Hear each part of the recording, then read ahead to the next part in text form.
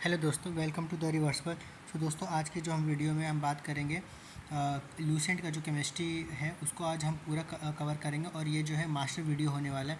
ठीक है, तो इसमें आप चाहे तो 2x की स्पीड में भी आप देख सकते हैं। ठीक है, ये क्योंकि आपने बहुत बार देखा होगा कि एग्ज़ाम में केमिस्ट्री के भी बहुत सारे क्वेश्चन पूछ लिए जाते हैं जो भी हमारा टेक्निकल का एग्ज़ाम होता है। ठीक है, तो इसको कंप्लीट करने पे आपका कोई भी क्वेश्चन मुझे नहीं लगता कोई छूटने वाला है। सो स्टार्ट करते हैं वीडियो को बिना किसी देरी के। ओके, चलिए ठीक है, तो स्टार्ट करते हैं इंट्रोडक्शन से। तो इंट्रोडक्शन की बात करते तो एक मिनट इसको मैं ले लेता हूँ।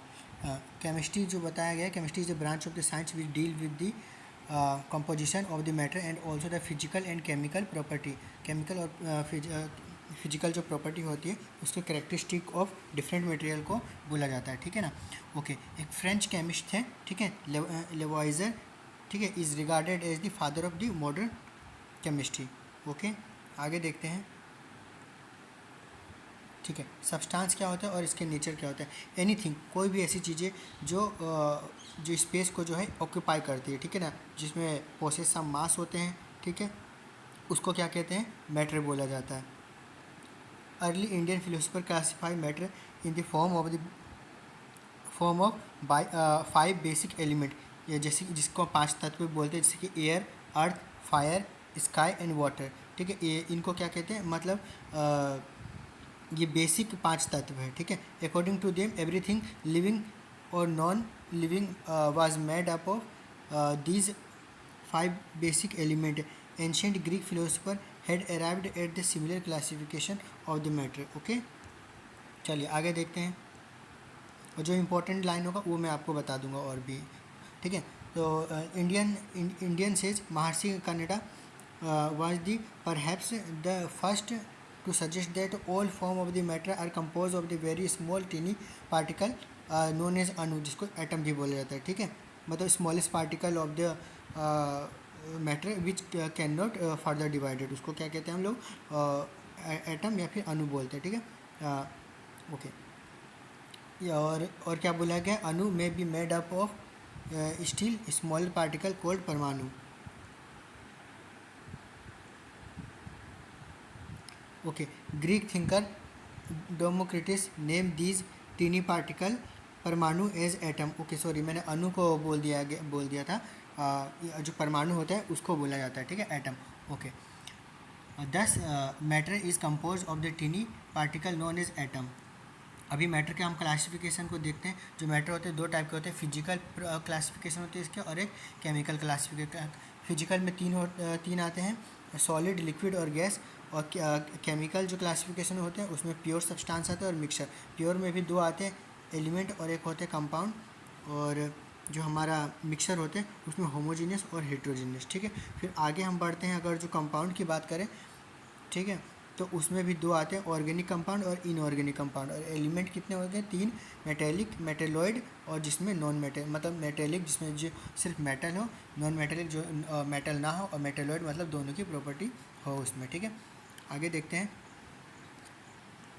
वीडियो बड़ा होने वाला है इसीलिए मैं थोड़ा फास्ट मतलब आपको करवा रहा हूँ। ठीक है, ओके, सॉलिड स्टेट के बारे में पढ़ते हैं, क्या होता है सॉलिड स्टेट। तो solid, A solid possesses definite shape and definite volume which means that it cannot be possessed on applying pressure। ठीक है, मतलब ऐसा चीज़ जो कंप्रेस ना हो प्रेशर अप्लाई करने पे। Solid are generally hard rigid होते हैं। एग्जांपल जैसे कि मेटल हो गया, वुड हो गया, ब्रिक हो गया, मतलब एक सर्टेन प्रेशर आप अप्लाई करोगे तो ये कंप्रेस नहीं होगा। ठीक है ना। लिक्विड स्टेट की बात करें तो liquid possess definite volume but no definite shape नहीं होता है, क्योंकि इसको किसी भी आप बर्तन वगैरह में रखोगे तो वो उसी का शेप ले लेता है। Example water, milk, oil, alcohol, etc। ठीक है, गैसेस स्टेट की बात करें हम तो गैसेस स्टेट होता है, a gas does not have either और डेफिनेट वॉल्यूम और डेफिनेट शेप। ठीक है ना, इसका ना कोई डेफिनेट वॉल्यूम होता है ना डेफिनेट शेप होता है। ठीक है ना, इट कैन भी, ये इसको कंप्रेस बहुत ईजिली तरीके से किया जा सकता है, जैसे एग्जांपल पे air, oxygen, nitrogen, ammonium, carbon dioxide, etc। ठीक है, आगे देखते हैं सॉलिड स्टेट। ठीक है, अब सॉलिड स्टेट है जैसे कि, ठीक है, तो सॉलिड स्टेट को आप हीट करोगे तो क्या होगा, लिक्विड में बनेगा। लिक्विड को आप हीट करोगे तो वेपर, जैसे कि आप आइस ले लो, आइस को आप थोड़ा हीट करोगे लिक्विड में आएगा, लिक्विड को हीट करोगे तो और वेपर में, तो उसी को अपोजिट कर दोगे। अगर जो वेपर को थोड़ा कूल करोगे तो लिक्विड होगा मतलब कंडेंसेशन होगा, फिर और आप कूल करोगे तो वो सॉलिड स्टेट में हो जाएगा, ठीक है ना। Water exist in different state, ice, water और वेपर, जैसे मैंने बताया इसको, ठीक है। प्लाज्मा स्टेट की बात है, प्लाज्मा भी एक हमारा मैटर है, ठीक है ना। तो plasma state consist of the super energetic and super excited particle होते हैं। This particle in form of the ionisation gas के फॉर्म होते हैं। Plasma can occur when the matter is heated at a to a very high temperature. The matter in plasma state is a collection of the freely high energetic and highly excited electrically charged particle। मतलब किसी भी कोई भी आपके पास particle है उसको बहुत high temperature पर आप चाहे हीट करते हैं तो उसमें एक बहुत ज़्यादा एनर्जेटिक एनर्जी आ जाती है, ठीक है, और वो एक इलेक्ट्रिकली चार्ज होते हैं, ठीक है, उसको हम बोलते हैं प्लाज्मा स्टेट, ठीक है। जैसे कि हम बात करें कि फ्लोरोसेंट ट्यूब जो होता है या नियोन साइन गैस बल्ब होता है कंटेन इनर्ट गैसेस होते हैं। व्हेन द इलेक्ट्रिक, जैसे उसके अंदर हम पास करवाते हैं तो क्या होता है वो बहुत हाई, मतलब जैसे इलेक्ट्रिसिटी पास करते तो क्या होगा उसका टेम्परेचर इंक्रीज़ होगा, और टेम्परेचर इंक्रीज़ होगा तो दे प्रोड्यूस ग्लोइंग, मतलब वो चार्ज पार्टिकल, इतना तेज पार्टिकल चार्ज एक्साइटेड स्टेट में आते हैं कि वो ग्लो करने लगते हैं। तो इसी तरीके से ट्यूब्स और हमारे नियोन साइन के जो बल्ब्स होते हैं वो सब होते हैं, ठीक है। ओके, आगे देखते हैं बोस आइंस्टाइन, पाँचवा, ये फिफ्थ है, ठीक है ना।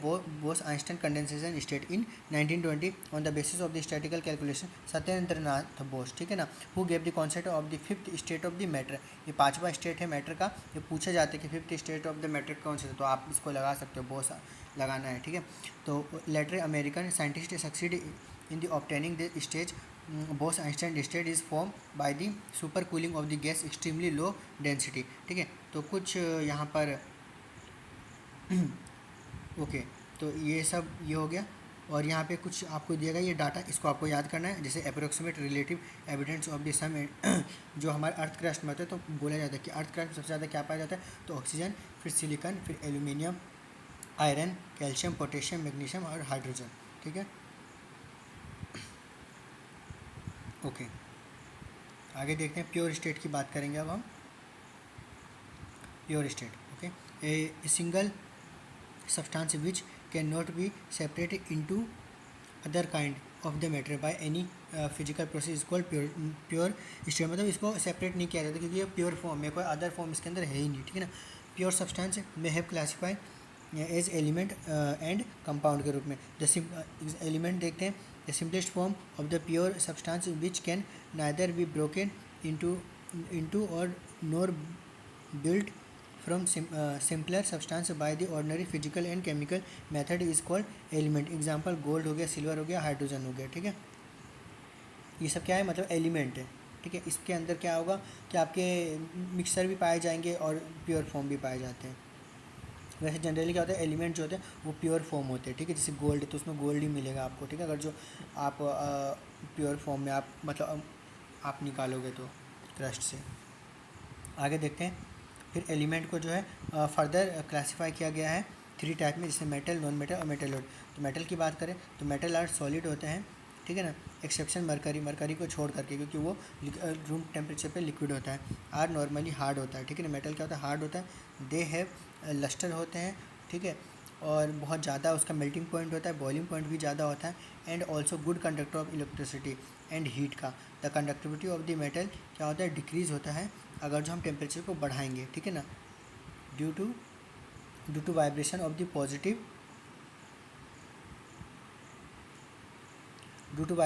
Positive ion at their lattice point. Example iron हो गया, copper, silver, gold, aluminium, zinc, ठीक है। तो ये सब क्या है, आपके मेटल हैं, ठीक है। आगे देखते हैं नॉन मेटल। तो नॉन मेटल क्या होते हैं,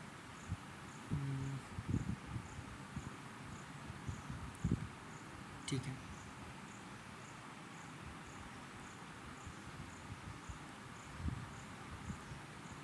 ओके, ठीक है। तो नॉन मेटल क्या होते हैं, are element with property opposite to those of the metal. They are found in all state of matter. They do not possess lustre, ठीक है ना। They are poor conductor of the electricity, important है, ठीक है ना। और ये not malleable होता है और डक्टाइल भी नहीं होता है, ठीक है। एग्जाम्पल देखेंगे, हाइड्रोजन, कार्बन एक बहुत इंपॉर्टेंट नॉन मेटल है, ठीक है। और ऑक्सीजन, नाइट्रोजन, सल्फर और फॉस्फोरस। मेटोलॉइड की बात करेंगे अब हम। ओके, तो मेटलोइड आर क्या होता है, आर एलिमेंट होता है विच हैव, दोनों की प्रॉपर्टी होती है मेटल और नॉन मेटल, जैसे आर्सेनिक, एंटीमनी और बिस्मुथ। ठीक है, आगे देखते हैं कंपाउंड। कंपाउंड क्या होता है, कंपाउंड आर प्योर सब्सटेंस होता है दैट आर कंपोज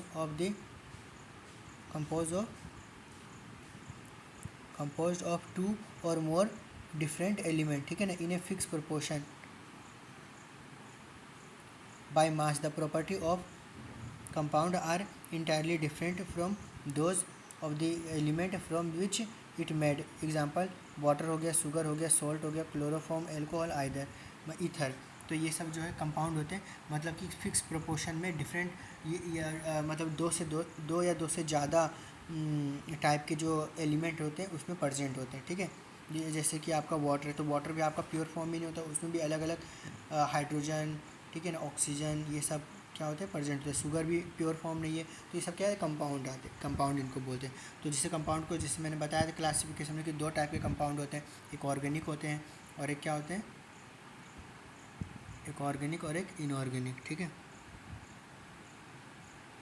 ओके।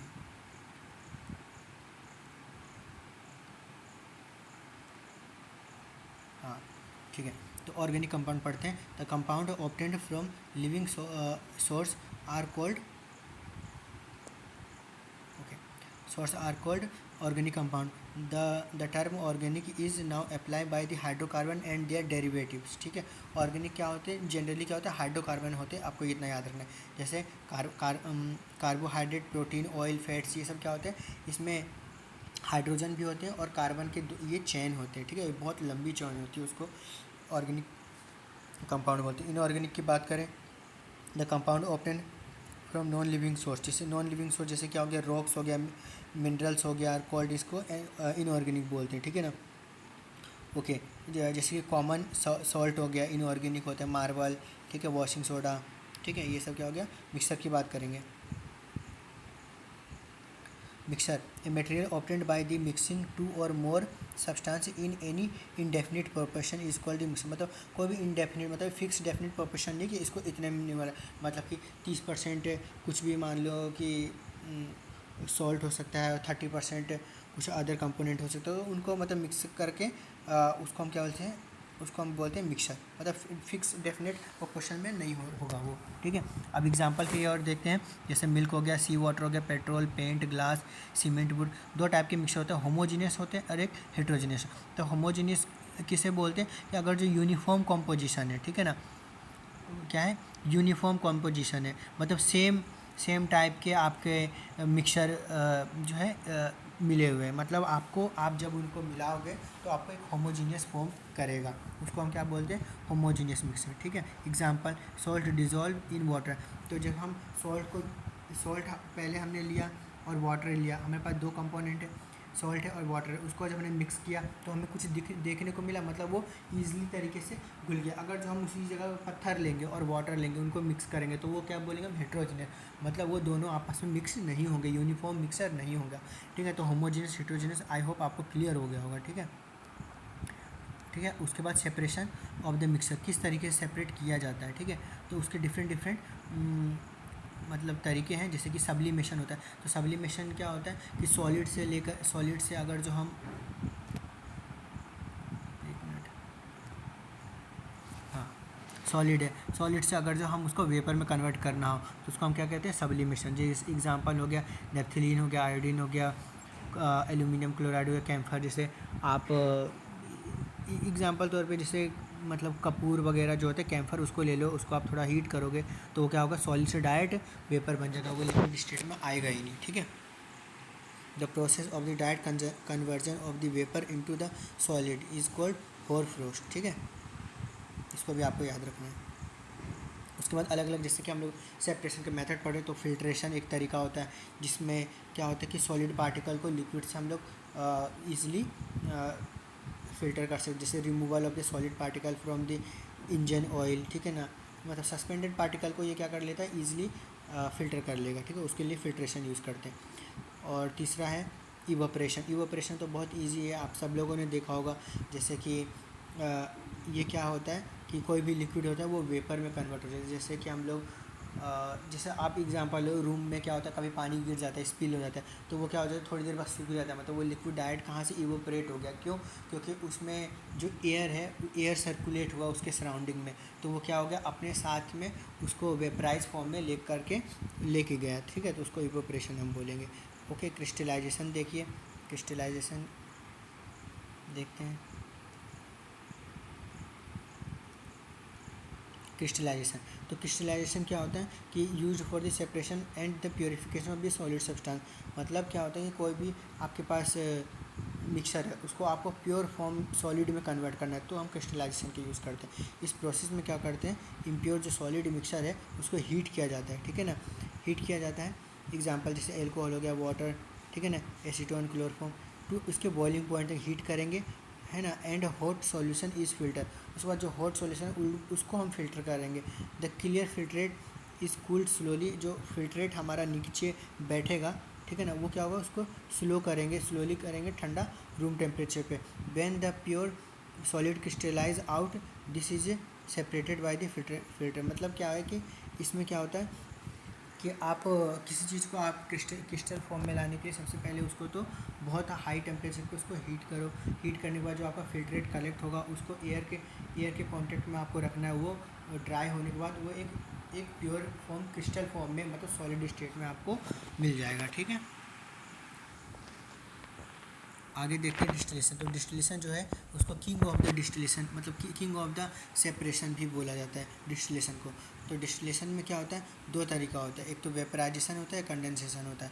मतलब कि एक एग्जांपल आपको मैं देता हूँ, जैसे कि इसके अंदर कोई दो मिक्सर है, ठीक है, अब मुझे इसको फ़िल्टर करना है, तो इसमें क्या करूँगा, मैं हीट दूँगा तो ये गर्म होकर के क्या होगा, गर्म होने के बाद एक वेपर बनेगा। जब आप पानी को क्या करोगे, मान लो कि आपके पास पानी है और एसीटोन है, क्या है, देखो, पानी है और एसीटोन है, ठीक। एसीटोन मतलब आप थीनर जानते होगे, थीनर है और आपके पास पानी है, और वो दोनों का मिक्सचर है। तो आप क्या करोगे, उसको सेपरेट करना है, तो क्या करोगे, आप उसको हीट करोगे, दोनों मिक्सचर को किसी वेसल ले लो, और वेसल में आप क्या करो, उसको हीट करो। जब हीट करोगे तो सबसे कम बॉइलिंग पॉइंट किसका होता है, एसीटोन का, जैसे 46 या 37 के अराउंड होता है, ठीक है। तो वो क्या होगा, एसीटोन आपका उड़ जाएगा। उड़ने के बाद क्या करेगा, वेपर फॉर्म में होगा। वेपर फॉर्म के बाद उसको आप किसी एक कंटेनर में कलेक्ट कर लो उस वेपर को, और उस वेपर को आप ठंडा करो, ठीक है। तो वेपर, तो यहाँ पे जो आपका कलेक्ट होगा वो प्योर एसीटोन होगा, और इसके अंदर जो बच जाएगा वो क्या होगा, आपका वाटर होगा, क्योंकि वाटर से पहले आपका क्या इवोपरेट हो गया है, आपका एसीटोन इवोपरेट हो गया। तो आपको क्लियर होगा कि डिस्टिलेशन क्या होता है, ठीक है। मतलब जैसे कि जिसका टेम्परेचर कम रहता है, या कम, मतलब मोर वोलेटाइल जो कंपोनेंट होता है वो जल्दी इवोपरेट हो जाता है, ठीक है ना। तो ये सब इससे आप अच्छी तरह से समझ गए होंगे, ठीक है। आगे हम देखते हैं फ्रैक्शनेशन डिस्टिलेशन। तो देखिए ये भी बहुत इजी है। Fractionation, this process similar to the distillation process की तरह ही होता है। फ्रैक्शनेशन कॉलम लेकिन यूज़ किया जाता है, मतलब कि क्या होता है, इसके अंदर कॉलम होते हैं 1 2 3 4, ठीक है ना। डिफरेंट बॉइलिंग पॉइंट पे ना अलग अलग प्रोडक्ट निकलेंगे, मतलब जिसका बॉइलिंग पॉइंट पहले आ गया, मतलब पहले जो वो वेपराइज हो जाए, ठीक है, वो पहले यहाँ पे हम उसको कलेक्ट कर लेंगे, फिर वेपराइज करेंगे। तो इस तरीके से ना इसमें क्या किया जाता है, कॉलम से यूज़ किया जाता है, मतलब प्लेट होते हैं, ठीक है ना, टू सेपरेट 2 और मोर वोलेटाइल लिक्विड। वोलेटाइल मतलब लिक्विड, वोलेटाइल का मतलब होता है कि कम टेम्परेचर पे जल्दी वेपराइज हो जाए, उसको मोर वोलेटाइल बोलते हैं। कम टेम्प, और जैसा बहुत आप देर तक गर्म कर रहे हो लेकिन वो उड़ नहीं रहा है, तो वेपराइज होना ही एक तरह से वोलेटाइल होता है, ठीक है ना। Which have different boiling point, example methyl alcohol, ठीक है ना, और एसीटोन है, can be separated by the fractionation distillation, ठीक है। मतलब क्या होगा कि जैसे जैसे आप प्लेट लगाते हैं तो क्या होता है, मास ट्रांसफ़र इंक्रीज़ होता है, तो दोनों के बीच में मास ट्रांसफ़र इंक्रीज़ होगा, और वो बहुत ईजिली तरीके से वो फ्रैक्शनेशन वो मतलब वो डिस्टिलेट कर पाएगा, ठीक है। उसके बाद हम क्रोमेटोग्राफ पढ़ते हैं। क्रोमेटोग्राफ क्या होता है, क्रोमेटोग्राफ भी एक सेपरेट करने का काम आता है। जैसे कि इसमें क्या होता है, जैसे क्रोमा के लेटिन वर्ड क्रोमा मतलब होता है colour. The technique chromatography is based on the difference in the rate at which composition of the mixture are absorbed by the suitable absorbent। अब क्या होता है क्रोमेटोग्राफी में, क्या होता है कि जैसे कि मान लो आपके पास कोई गैस है, ठीक है, अब उस गैस में हाइड्रोजन है, हीलियम है, ठीक है ना, और CO2 है, मीथेन है। तो आप जब क्रोमेटोग्राफी में डालोगे तो ठीक है। तो इसमें एक होता है RT मतलब रिटेंशन टाइम बोलते हैं। तो जो सबसे पहले उस कॉलम के अंदर बर्न हो जाएगा मतलब जल जाएगा, उसका पीक पहले दिखा देगा कि ये इतना पर एक अमाउंट में इसमें हाइड्रोजन है। फिर उसी तरीके से और मान लो और उस पर टेम्परेचर दिया जा रहा है, लेकिन ये तो जल गया लेकिन ये नहीं जला, ये जल गया पहले, तो इसका पीक आपको दिखाएगा उसमें, मतलब ग्राफ की तरह दिखाएगा कि इस रिटेंशन मतलब इतने टाइम पर ये हमारा पीक निकला है और वो हमारा CO2 है। ठीक है, तो इस तरीके से हम इसको क्रोमेटोग्राफ को हम करते हैं। तो एक गैस क्रोमेटोग्राफ होता है, ठीक है ना, और एक HPLC होता है मतलब हाई परफॉर्मेंस लिक्विड क्रोमेटोग्राफ होता है। ठीक है, जैसे इसमें कॉलम क्रिप्टोग्राफ वही क्रोमेटोग्राफ वही है जो मैंने आपको फर्स्ट वाला बताया, गैस वाला, और थिन लेयर मतलब लिक्विड टाइप का होता है। ठीक है ना, paper chromatograph high pressure liquid chrome ion का एक्सचेंज होता है इसमें, गैस क्रोमेटोग्राफ। ठीक है, तो इस तरीके का है। अब हम सेडिमेंटेशन एंड डिसेंटेशन पढ़ते हैं। This method is used when the one component is a liquid and other is a insoluble solid heavier than the liquid that is mud and the water. ठीक है, तो क्या बोला है कि व्हेन एक वन कंपोनेंट एक लिक्विड हो और दूसरा क्या होगा, इनसॉल्युबल सॉलिड हो, तो उसको क्या बोलते हैं, सेडिमेंटेशन। मतलब लिक्विड भी है सॉलिड भी है। ठीक है ना, जैसे कीचड़ हो गया है ना, तो ये सब क्या होगा, ये सेडिमेंटेशन प्रोसेस में आता है। If the muddy water is allowed to the stand, ठीक है ना, undisturb for this sometime in a beaker the particle. अब जैसे मान लो कोई आपके पास कचरा है और वो वाटर है, तो आप कुछ देर तक आप उसको क्या करो, किसी एक टैंक में आप सेटल डाउन कर लो, तो वो थोड़ी देर बाद क्या होगा, जो हाई डेंसिटी पार्टिकल होंगे वो नीचे बैठ जाएंगे। जैसे होता है ना, कचड़े नीचे बैठ जाते हैं, ऊपर पानी पानी रहता है, तो पानी को अलग कर लेंगे और कचड़े को नीचे, तो इसी को बोलते हैं सेडिमेंटेशन। ठीक है, उसके बाद देखते हैं concept of change in state melting point. ठीक है, अब मेल्टिंग पॉइंट पढ़ते हैं क्या होता है। तो ओके, तो melting point of the conversion the constant temperature at which solid become liquid. ठीक है, upon absorbing heat under the normal pressure is called the melting point of the solid. Melting point इसका क्या होता है, 0 होता है। ठीक है, और melting point of the sodium chloride का 800 डिग्री होता है। तो ये वही बताए कि मतलब ऐसा टेम्परेचर जिस पर वो जो आपका लिक्विड है वो मेल्ट हो जाए। ठीक है ना, तो उसको क्या बोलते हैं हम लोग, मेल्टिंग पॉइंट। ठीक है,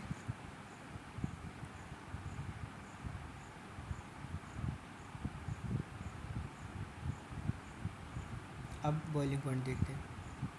बॉइलिंग पॉइंट क्या होता है, तो ऐसा temperature in which liquid change अपने स्टेट को कर दे किसमें, वेपर में। ठीक है ना, वेपर में करते हैं एट एटमॉस्फेरिक प्रेशर। ये बहुत इंपॉर्टेंट टर्म है, बहुत लोग बोलते नहीं, बस बॉइलिंग पॉइंट को समझते हैं कि आप ऐसा टेम्परेचर जिस पे लिक्विड जो बॉईल होने लगे, लेकिन आपका याद रखना है कि नॉर्मल टेम्परेचर प्रेशर होना चाहिए, उसी को एग्जैक्टली आप बॉइलिंग पॉइंट बोलेंगे। नहीं तो आप टेम्परेचर प्रेशर बढ़ा दोगे तो फिर आपका क्या होगा, टेम्परेचर भी बढ़ जाएगा। इसीलिए एटमॉस्फेरिक प्रेशर को इंक्लूड करना बहुत ज़रूरी है। कुछ बॉइलिंग पॉइंट है एग्जाम में पूछा था, जैसे वाटर इथेनॉल 78, क्लोरोफॉर्म 62, एसीटोन 46। मैंने बताया था ना 46 होता है एसीटोन का।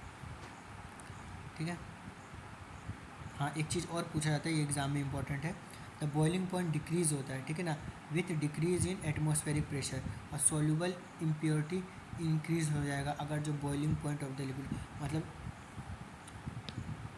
अगर जो कोई भी आप इम्प्योरिटी किसी चीज़ में आप मिला दें, ठीक है, तो उसका बॉइलिंग पॉइंट, जैसे मान लो कि वाटर है, अब वाटर में आपने कुछ पहले मिला दो तो उसका जो बॉइलिंग पॉइंट है बढ़ जाएगा। अगर जैसे आप उसमें इम्प्योरिटी मिलाएंगे तो उसका बॉइलिंग पॉइंट बढ़ जाएगा। ठीक है, एक तो ये पूछा जाता है। दूसरा बॉइलिंग पॉइंट डिक्रीज़ होता है। ठीक है, अगर जो डिक्रीज़ करोगे एटमॉस्फेरिक मतलब जितना कम आप प्रेशर को कम करते रहोगे उतना कम आपका बॉइलिंग पॉइंट आपका कम टेम्परेचर पे हो जाएगा। ठीक है,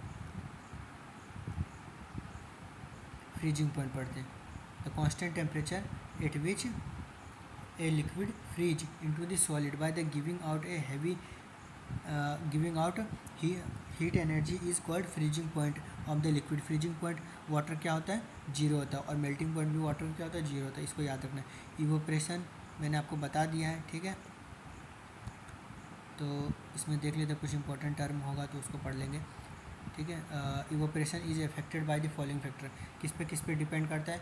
evaporation nature of the liquid, मतलब किस टाइप का लिक्विड है। अब मान लो कि आप, जैसे कि मान लो मैंने पानी गिरा दिया, स्पिल हो गया, तो वो थोड़ी देर बाद क्या होगा? इवोपरेट होगा। लेकिन आप ऑयल गिरा दो तो ऑयल थोड़ी ना इवोपरेट होगा। तो इसीलिए वो लिक्विड पे डिपेंड करता है कि कैसा, किस टाइप का आपका लिक्विड है, उस पर इवोपरेशन आपका इफेक्ट पड़ेगा। टेम्परेचर कैसा है, ठीक है ना, उस इन्वायरमेंट का टेम्परेचर कैसा है। अब मान लो कि पानी आपने गिराया, पूरा ठंडा है रूम आपका, तो वो वाटर क्या होगा? इवोपरेट नहीं होगा। तो टेम्परेचर बहुत ही इफेक्ट करता है। सरफेस एरिया, अब मान लो कि आप एक पानी में आपका, एक गिलास में आपका पानी रखा हुआ है और एक सरफेस और एक थाली में आपका पानी रखा हुआ है, तो सबसे ज़्यादा किस में इवोपरेशन तेज होगा? थाली में। क्यों? क्योंकि उसका सरफेस एरिया ज़्यादा है, ठीक है। तो ये सब 3 चीज़ें था, आपको याद रखना है, ठीक है। अब वेपर प्रेशर पढ़ेंगे, ठीक है ना। Vapour pressure exerted by the vapour of the liquid in the equilibrium with liquid at A given temperature is called the vapour pressure. मतलब कि क्या होगा कि मतलब pressure exerted by the vapour, ठीक है ना, on the surface of the liquid is called the vapour pressure. अब मान लो कि एक आपके पास एक कंटेनर है, ठीक है, उसको आप हीट कर रहे हो, ठीक है, तो यहाँ पे पानी है, तो यहाँ पे ढक्कन लगा दिया, तो ये क्या होगा? वेपर बनेगा, ऊपर उड़ेगा, ऊपर उड़ेगा। अब ये क्या, वेपर यहीं पे रुक गया। अब इसके द्वारा, वेपर के द्वारा इसके इस सरफेस पे कोई प्रेशर लगेगा, तो उसको हम बोलते हैं वेपर प्रेशर, ठीक है। अब देखो, वेपर प्रेशर डिपेंड करता है कि नेचर पे और टेम्परेचर पे। तो हायर द, इसको पढ़ लेते हैं, higher the vapour pressure of the particle liquid, ठीक है, will be magnitude of the intermolecular force present in the molecule. Vapour pressure of the liquid increase with increase in temperature. अगर जो आप temperature बढ़ाओगे तो वो क्या होगा? बहुत जल्दी जल्दी आपका वेपर बनेगा उस पर, ठीक है। कंडेंसेशन, कंडेंसेशन कुछ नहीं होता, जैसे कि मैंने आपको बताया, बहुत इजी एक तरीके से मैं आपको समझा देता हूँ। एक minute,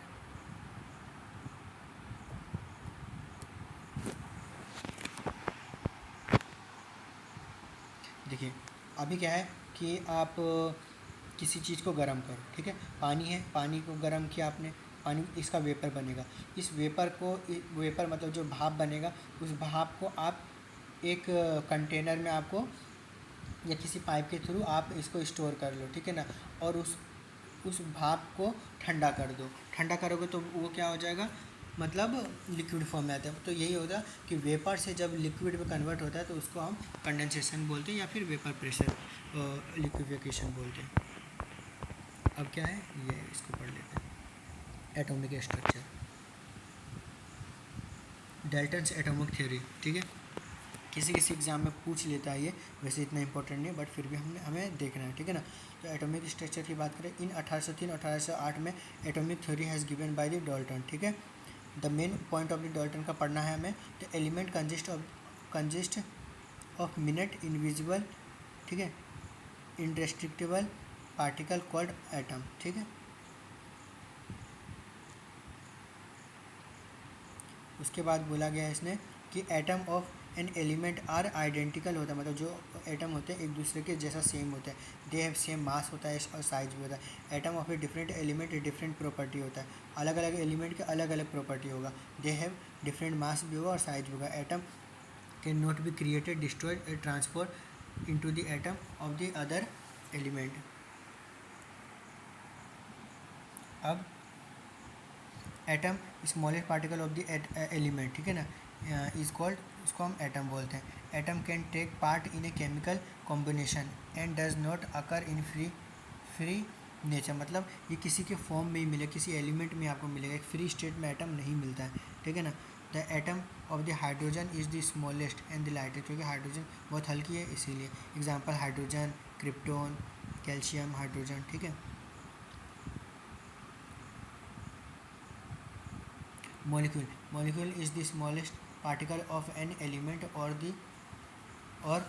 compound that can have a stable and independent existence, ठीक है। मॉलिक्यूल हो गया, स्मॉलेस्ट पार्टिकल होता है किसी भी एलिमेंट का या कंपाउंड का, दैट हैव ए स्टेबल या इंडिपेंडेंट एग्जिस्टेंस होता है। जैसे ऑक्सीजन है, तो ऑक्सीजन अपना एक इंडिपेंडेंट स्टेट में पाया जाता है, ठीक है। नाइट्रोजन है, क्लोरीन है, तो इस तरीके से। अब मोल पढ़ लेते हैं थोड़ा, मोल इंपॉर्टेंट है। मोल इज़ ए कलेक्शन ऑफ, ये इसको पार्टिकल को अब याद रखना है, 6.023 इंटू 10⁻23 पार्टिकल। एक मोल में कितने पार्टिकल होते हैं? 6.023 इंटू 10⁻23। इट मीन्स, इसका मतलब क्या होता है कि एक मोल में इतने पार्टिकल है, एक मोल में इतने एटम है बोल सकते हैं, एक मोल में इतने मॉलिक्यूल्स है। एवोगैड्रो नंबर भी बोलते हैं, इसी को एवोगैड्रो नंबर बोलते हैं, ठीक है। If there is 1 million Mg2+ ion in MgCl2, ठीक है, the number of chlorine ion will be 2 million, ठीक है। आया समझ में? मतलब कि अब देखो, अब Mg2+ आयन है, ठीक है, इसमें MgCl2 है, ठीक है, लेकिन Cl क्या है? 2 से मल्टीप्लाई, तो इसमें क्या होगा? 2 मिलियन इसमें आयन होंगे। ओके, अब एटॉमिक मास पढ़ते हैं। एटॉमिक मास, तो atomic mass of the element is a number which state that how many times the mass of one atom of an element is heavier than 1/12 of the mass of the atom of carbon, ठीक है, carbon का 12, ठीक है। तो atomic mass किसी का क्या होता है कि देखो, सिंपल सी बात है कि कोई भी एक एलिमेंट है, उसका कितना मास है, ठीक है, और उसके जो कार्बन का जो मास होता है उसके 1/12 का, उसका आप डिवाइड करोगे तो आपका एटॉमिक मास निकल जाएगा। तो actual mass of the one atom of the element कितना होता है? किसी भी एक एटम है, उसका पूछे आपका मास कितना होगा, तो आप बताओगे कि एटॉमिक मास इन एटमॉस्फेरिक, ठीक है ना, मास यूनिट होता है AMU, atmospheric mass unit, into में मतलब एटमॉस्फेरिक मास यूनिट उसका कितना है उस एलिमेंट का, ठीक है। जैसे सोडियम है तो 23 इंटू में कितना है? 1.66 इंटू 10⁻⁻24 ग्राम, ठीक है, तो इसका 1 का हो जाएगा। मॉलिक्यूलर मास की बात करते हैं, तो molecular mass of the substance is a number which state that how many times mass one molecule of the substance is heavier composition to 1/12 mass of one carbon atom, ठीक है। Constitute मतलब metal के क्या क्या constitute the fundamental particle of the atom are, electron होते हैं, मतलब एक एटम में प्रोटॉन होते हैं और न्यूट्रॉन होते हैं, 3 चीज़ें होते हैं। एक एटम में क्या होता है? इलेक्ट्रॉन, प्रोटॉन और न्यूट्रॉन, ठीक है। इलेक्ट्रॉन के बारे में पढ़ते हैं, तो इलेक्ट्रॉन का किसने खोज किया? तो थॉमसन ने, ठीक है, ये आपको पता होना चाहिए बिल्कुल। ओके, और the name of the atom was given by stony, ठीक है, मतलब एटम का जो नाम दिया था स्टोनी ने दिया था। The relative charge on one electron is -1 unit and it's absolute charge is -6 point इतना कूलम्ब होता है, ठीक है। तो ये याद रखना कि कितना चार्ज होता है, -6 -1.6 इंटू 10⁻⁻19 कूलम्ब, ठीक है। और फोर्थ है the relative mass of the one electron is 0.000543 AMU and it's absolute mass कितना होता है? मास पूछे तो 9.1 इंटू 10⁻⁻28 ग्राम में इतना पूछेगा, तो अगर जो kg में पूछेगा तो -31। द चार्ज या चार्ज पर यूनिट मास, ठीक है ना, ratio of the element is कितना होता है? -1.76 इंटू 10⁸ कूलम। तो ये पूछे जाते हैं, ये डाटा आपको याद रखना है, ठीक है ना। An atom was obtain from the cathode ray experiment के थ्रू मिलता है, ठीक है। ओके, आगे नेक्स्ट देखते हैं अब प्रोटॉन की। प्रोटॉन देखते हैं। Proton head discover by the Goldstein, ठीक है ना। द प्रोटॉन का नाम किसने दिया था? रदरफोर्ड ने, ठीक है। लेकिन क्या होता है कि कभी कभी ऑप्शन में क्या होता है, आप देखना कि डिस्कवर में भी रदरफोर्ड का नाम दे देगा, गोल्डस्टीन का नहीं देगा, तो आप रदरफोर्ड लगा सकते हो उस केस में अगर जो डिस्कवरी में बात करें तो। The relative charge on the proton is +1, ठीक है, मतलब ये पॉजिटिव चार्ज होता है और इलेक्ट्रॉन क्या होता है? नेगेटिव चार्ज होता है। And it's absolute charge is plus का 1.6 सेम है, ठीक है ना। और 4 प्लस का 4.8 इंटू 10⁻⁻10 ESU, ठीक है। The relative mass of the proton is, mass कितना होता है? 1.00763 AMU, मतलब atmospheric mass unit, and it's absolute mass कितना होता है? 1.673 इंटू 10⁻24 ग्राम, ठीक है, या kg में पूछे तो इतना। ओके। उसके बाद अगर जो ये रेशियो पूछे चार्ज पर यूनिट मास का, ठीक है, तो कितना होगा 9.58 इंटू 10⁴, ठीक है। अब प्रोटॉन जो है इसको कैसे मतलब ऑब्टेन कर सकते हैं हम लोग, तो इसको एनोड मतलब एनोड रेज में पॉजिटिव आयंस होते हैं जिसको हम प्रोटॉन बोलते हैं, और कैथोड रेज में नेगेटिव आयंस रहते हैं जिसको हम इलेक्ट्रॉन बोलते हैं। अब न्यूट्रॉन की बात करते हैं। तो neutron had discover by Chadwick, the charge on the neutron is zero, charge on neutron is zero, the relative mass of the neutron is इतना होता है 1.00863 एंड इज एब्सोल्यूट 1.675 इंटू 10⁻⁻24 और केजी में पूछे तो इतना, ठीक है। चार्ज पर यूनिट मास क्या होता है, जीरो होता है, क्योंकि इसका न्यूट्रॉन का जीरो होता है, ठीक है ना। ओके। अब न्यूट्रॉन कैसे निकलता है, तो कोई भी रेडियो एक्टिव एलिमेंट को जब आप रिएक्ट करवाते हो किसी भी मतलब चार्ज पार्टिकल से, तो आपका न्यूट्रॉन प्रोड्यूस होता है, ठीक है। अब देखते हैं एटॉमिक नंबर, जिसको जेड से डिनोट किया जाता है। तो atomic the number of proton या फिर electron in an atom of an element is called atomic number, it is denoted by Z. मतलब कितना नंबर ऑफ प्रोटॉन है, इलेक्ट्रॉन है, उसको क्या बोलेंगे हम, एटॉमिक नंबर। मास क्या बोलेंगे, मास हम बोलते हैं सम ऑफ प्रोटॉन और न्यूट्रॉन, मतलब सम प्रोटॉन और न्यूट्रॉन को हम जोड़ देंगे तो उसको मास बोलेंगे। आइसोटॉप क्या होता है, तो आइसोटॉप क्या होता है कि आइसोटॉप में क्या होता है कि सेम एटॉमिक मास होता है लेकिन डिफरेंट मास नंबर होता है। जैसे कि आइसोटॉप कार्बन का लेंगे तो देखिए आप इसमें कि एटॉमिक नंबर सेम है सबका, 6 होता है, लेकिन मास देखिए 12, 13। तो इसमें क्या है कि इसमें अलग अलग आपके मासेस हैं, इसीलिए हम इसको आइसोटॉप बोलेंगे। ओके। जैसे हाइड्रोजन का देख सकते हैं आप, ठीक है, आइसोटॉप हाइड्रोजन। आइसोबार की बात करते हैं तो isobar these are atom of the element having the same mass. Bar में क्या होता है, मास सेम होता है, और आइसोटॉप में क्या होता है, एटॉमिक नंबर सेम होता है, ठीक है, लेकिन डिफरेंट एटॉमिक नंबर होते हैं, जैसे आर्गन, क्रिप्टॉन और कैल्शियम। तो अब इसमें देखिए कि इसमें 40 मास तो सेम है लेकिन एटॉमिक नंबर चेंज है, ठीक है। आइसोटोन क्या होता है, आइसोटोन में क्या होता है, सेम नंबर ऑफ न्यूट्रॉन होता है, जैसे 6, 7, 8, ठीक है। अब 6 में से 14 जाएगा तो कितना बचेगा, 4 और 4, कितना हो गया, 8 हो गया, ठीक है। उसी तरीके से इसमें देखिए 5 और 3, 8, इसमें भी घटाइए 16 - 8 तो फिर 8। तो इसमें क्या देख रहे हैं, न्यूट्रॉन सेम है, ठीक है।